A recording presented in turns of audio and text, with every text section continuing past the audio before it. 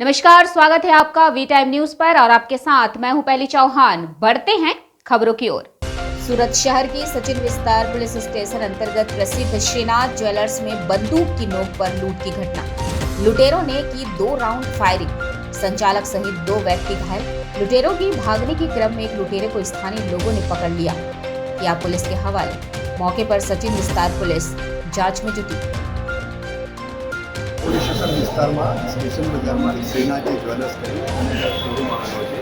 એમાં રાત્રે 8:30 થી 9:30 વાગ્યાના અરસામાં 4 આરોપીઓ ફાયરઆર્મ સાથે લૂંટ કરવાના ઈરાદે આ જ્વેલરીના શોરૂમમાં આવેલા હતા અને એમને ત્યાંથી લૂંટ કરેલી હતી અને ત્યાંથી જે જ્વેલરી શોરૂમમાં હાજર આશિષભાઈ મહેશભાઈ રાજપરા જે હાજર હતા એમને પ્રતિકાર કર્યો તો આરોપીઓ પૈકીના એક આરોપીએ જે વિક્ટિમ જે છે આશિષભાઈ મહેશભાઈ રાજપરા એમના ઉપર 2 રાઉન્ડ ફાયર કર્યા. 2 રાઉન્ડ ફાયર જે થયા તો એમાં વિક્ટિમ જે છે આશિષભાઈ એમને છાતીના બાજુ બધે 2 બુલેટ લાગી.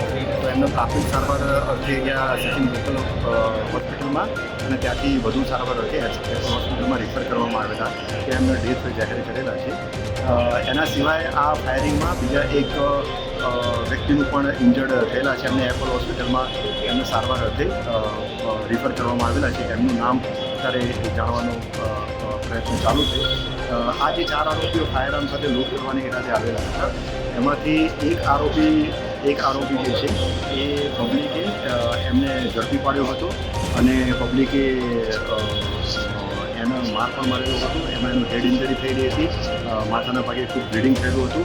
તો એને યોગ્ય પોલીસ જાપ્તા હેઠળ સારવાર અર્થે નવી સિવિલ હોસ્પિટલમાં મોકલી આપવામાં આવેલી છે.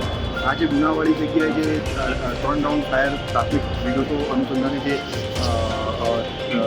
મળી છે એ અનુસંધાને 3 રાઉન્ડ ફાયર થયેલા એવી હકીકત મળી આવેલી છે અને આ બાબતે 3 ખાલી કેસીસ પણ ગુનાવાળી જગ્યાએ મળી આવેલા છે. હાલમાં એક આરોપી પકડાઈ ગયેલો છે, એ સારવાર હેઠળ છે સિવિલ હોસ્પિટલમાં અને અન્ય 3 આરોપીઓ ફરાર થઈ ગયેલા છે. સુરત શહેર પોલીસની સ્થાનિક પોલીસ ઉપરાંત ક્રાઇમ બ્રાન્ચની ટીમ અને અલગ અલગ બીજી ટીમો પણ કાર્યરત થયેલી છે આ 3 आरोपियों ने ઝડપી પકડી. वी टाइम न्यूज के लिए सूरत से अंकित दुबे की रिपोर्ट।